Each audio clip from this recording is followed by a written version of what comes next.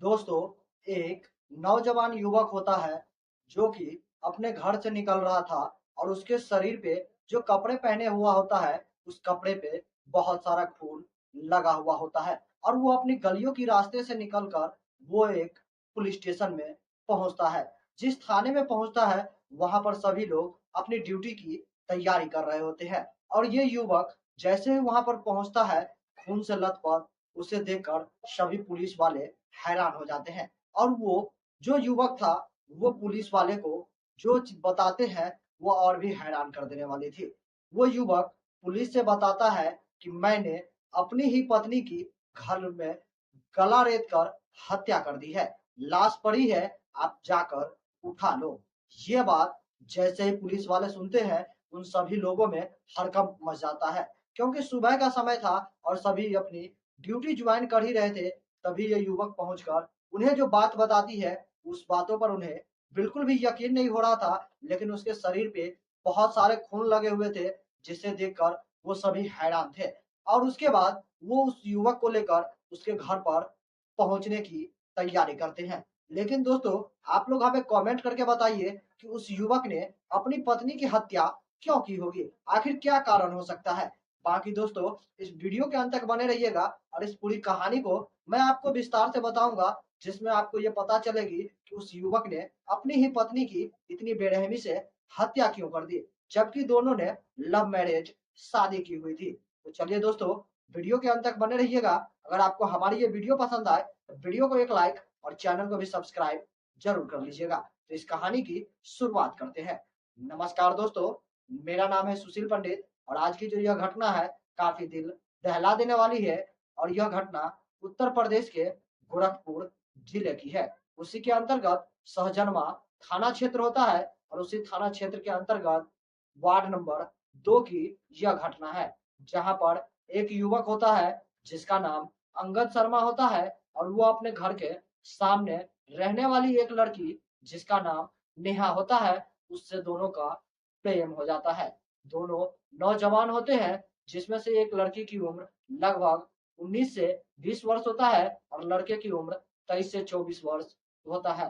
दोनों अलग अलग कास्ट के होते हैं, लेकिन घर के सामने होने की वजह से अंगद शर्मा को उस नेहा नाम की लड़की से प्रेम हो जाता है और इस प्रेम के लिए उस लड़की के और लड़के के माता पिता बिल्कुल भी तैयार नहीं होते हैं कि वो उनकी शादी करा दें। इसीलिए वो दोनों लव मैरिज शादी करते हैं और वो मंदिर में जाकर दोनों अच्छी तरह से जो पंडित की रीति रिवाज होती है, उस तरीके से वो दोनों मंदिर में शादी कर लेते हैं। और मंदिर में शादी करने के बाद अंगद शर्मा अपनी पत्नी नेहा को लेकर कर्नाटक चला जाता है, क्योंकि वहां पर वो एक कारपेंटर का काम किया करता था और उनकी शादी ये 2023 में हुई थी। लगभग 2 साल बीत जाते हैं। दोनों पति पत्नी बहुत ही अच्छी तरीके से रहते हैं, खुश रहते हैं और फुल एंजॉय कर रहे होते हैं। लेकिन अंगद शर्मा जो था, वो कर्नाटक से जब वापस अपनी पत्नी को लेकर अपने घर लौटता है, तो यहाँ पर आने के बाद वो अपनी पत्नी को एक किराए पे मकान दिलवा देता है और वो वहां से फिर से वापस कर्नाटक चला जाता है। लेकिन उसकी पत्नी जो नेहा थी, वो उस किराए के मकान में न रहकर वो अपनी बड़ी बहन सुशीला के पास चली जाती है और वहीं पर रहकर वहां से वो एक जो है गाड़ी की कंपनी होती है, उस कंपनी में काम करने लगती है। वो बहुत ही अच्छे खासे पैसे कमाने लगती है और तभी उसका जो पति अंगद शर्मा होता है, जो कि कर्नाटक में बढ़ई का काम कर रहा होता है, वो लगभग 2 महीने बाद वापस लौट कर आता है। और जब वापस लौट कर आता है और वो अपनी पत्नी नेहा के पास पहुंचता है, तो उसकी पत्नी फोन कॉल पे किसी से बातचीत कर रही होती है, जिसकी वजह से वो जो अंगद शर्मा होता है, उसके मन में शक पैदा हो जाता है और वो अपनी पत्नी से पूछता है कि तुम फोन पर किससे बातें कर रही हो। तब नेहा बताती है कि वो एक गाड़ी वाली कंपनी में काम करती है और ये जो फोन कॉल है, उसी कंपनी के प्रोजेक्ट के मामले में बातचीत करने के लिए ये फोन कॉल आई हुई है। शायद वो नेहा जो थी, वो सच बता रहा था, लेकिन वो अंगद शर्मा जो था, उसे अपनी पत्नी के बातों पर बिल्कुल भी भरोसा नहीं हो रहा था और धीरे धीरे उसको अपनी पत्नी के ऊपर शक होने लगता है। उसे ऐसा लगने लगता है कि उसकी पत्नी का किसी दूसरे लड़के के साथ अफेयर है, अवैध संबंध है। इसलिए उन दोनों के बीच लड़ाई झगड़े होने शुरू हो जाते हैं। और एक दिन रात का समय होता है और वो दिन बुधवार का होता है, 3 जुलाई का। और वो सभी उस रात भी झगड़े किए होते हैं और दोनों पति पत्नी सो रहे होते हैं। और सुबह का समय होता है। अंगद के मन में तमाम तरह की सवालें चल रही थी। उसके मन में ये बैठ गया था कि उसकी पत्नी का अफेयर किसी दूसरे लड़के के साथ है। इसीलिए वो अपनी इस बातों पे यकीन कर एकदम गुस्से से लाल पीला हो जाता है और वो अपनी पत्नी के जब सो रहा होता है तो उसके सिर पर वार कर उसकी जो है अधमरा अवस्था कर देता है। और उसके बाद अपनी ही पत्नी का वो बेड पर गला काट कर बेरहमी से हत्या कर देता है। और गला काटने की वजह से उसके बेड पर और फर्श पर इतने सारे खून बिखरे होते हैं जिसे देखकर वो हैरान हो जाता है।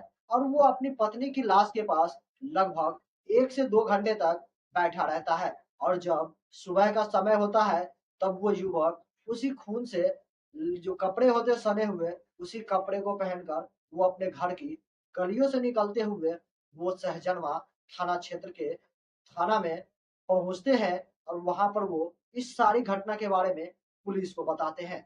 वो बताते हैं कि पुलिस को कि उसने अपनी ही पत्नी की अपने घर में बहुत ही बेरहमी से हत्या कर दी है और उनकी लाश घर में पड़ी है, आप जाकर उठा लो। ये बात जैसे ही पुलिस वाले सुनते हैं उनके पैरों तले से जमीन खिसक जाती है और उन्हें यकीन नहीं हो रहा था कि वाकई में इस व्यक्ति ने हत्या कर खुद पुलिस स्टेशन में पहुंचकर ये बात कबूल कर रही है। पुलिस इसे कंफर्म करने के लिए उसे भी अपने साथ लेकर उस घटना स्थल पर पहुंचते हैं जहां पर उसने अपनी पत्नी की बहुत ही बेरहमी से हत्या की हुई थी। जैसे पुलिस वहां पहुंचते हैं, दरवाजे के द्वारा अंदर जैसे घुसते हैं तो देखते हैं कि फर्श पे बहुत सारा खून बिखरा हुआ है। वहां पर फॉरेंसिक टीम को भी बुलाई जाती है और हर चीज हर एक सबूत को बारीकी से देखा जा रहा होता है। और जैसे ही कमरे के अंदर पहुंचता है वहां पर देखता है कि एक महिला की डेड बॉडी पड़ी हुई है, वो भी बिल्कुल खून से लथपथ, और उसका सर धड़ से अलग कर दिया है। ये देखकर पुलिस वाले के तो रोंगटे खड़े हो जाते हैं। उन्हें इस तरह की हैवानियत भरी तरीके से हत्या की थी जिसे देखकर पुलिस भी आश्चर्यचकित हो जाता है। और आखिरकार उस नेहा की डेड बॉडी को पोस्टमार्टम के लिए भेज देता है और उसके पति अंगद शर्मा को पुलिस गिरफ्तार कर लेती है। लेकिन इस मामले में जब नेहा की बहन सुशीला को यह बात पता चलती है तो सुशीला उसे कानून से फांसी की सजा की मांग करती है और वो कहती है कि मेरी बहन की हत्या करने वाले इस हत्यारे को फांसी की सजा दिए जाए ताकि इस तरह की घटना और इस तरह की अंजाम करने वाले की रोंगटे खड़े हो जाए।